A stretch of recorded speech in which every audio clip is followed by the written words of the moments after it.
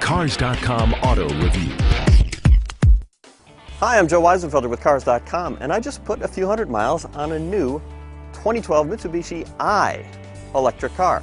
It used to be called the MiEV, now they're just going with i. It is the most affordable electric car in the country now, at just over $29,000.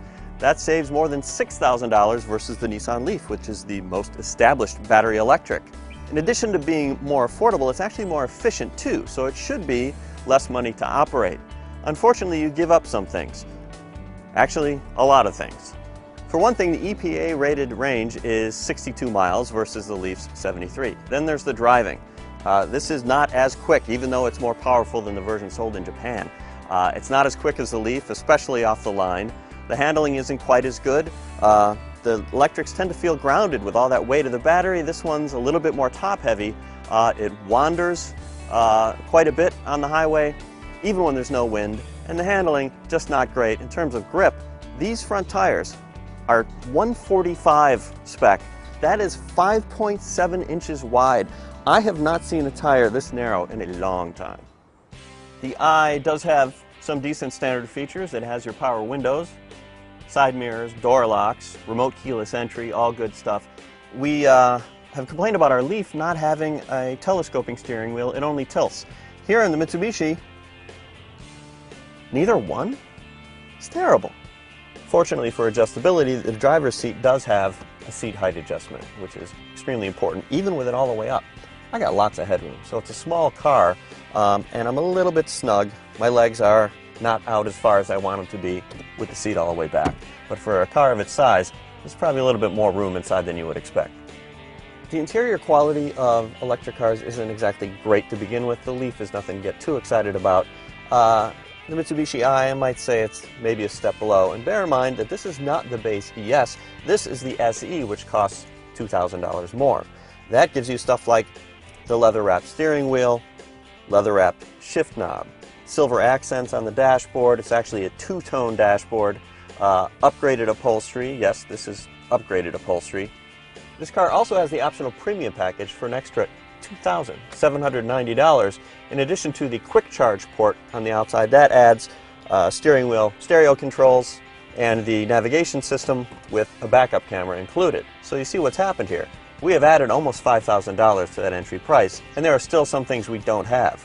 You can't get cruise control, and the ventilation system is manual. You can't get the automatic climate control that's on the Leaf. Also, one of the things that does come with the car, even the base one, is this remote control, a little antenna on it. What it lets you do is send a signal to the car, and it tells you what your battery level is, but it only has 3 little segments. It lets you turn the heat and the air conditioning on too. It's kind of neat when you think about it. The other vehicles in this class, the Chevy Volt, the Nissan Leaf, and the upcoming Ford Focus Electric, all have more ambitious iPhone and other smartphone apps that let you see much more detail as well. The back seat of the i is actually roomier again than you might expect. It's not terrific for long runs, but the range isn't that long anyway. My knees are raised a bit. It is a 2-position back seat, but thankfully there's no center console like there is in the Chevy Volt, so it should be easier to install child safety seats. You've got reclining backrests, etc. All of this roominess, as it were, takes its toll in the cargo area. The hatchback body style makes the best of the available room. It's not terrible, but it's also not super roomy. Thankfully, as usual, the seats fold flat. I have to say, the way they package this car, so you have the backseat room when you need it, and you can fold down and get more cargo space when you need that. Overall, for the size of the car, when you view it from the outside, it's pretty well put together on the inside. You can get details on the charging times and other things in my full review at Cars.com.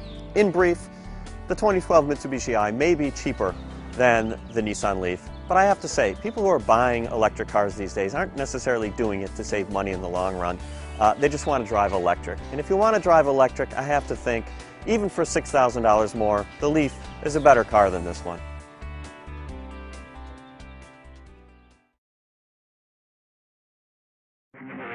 For more car-related news, go to Cars.com or our blog, KickingTires.net.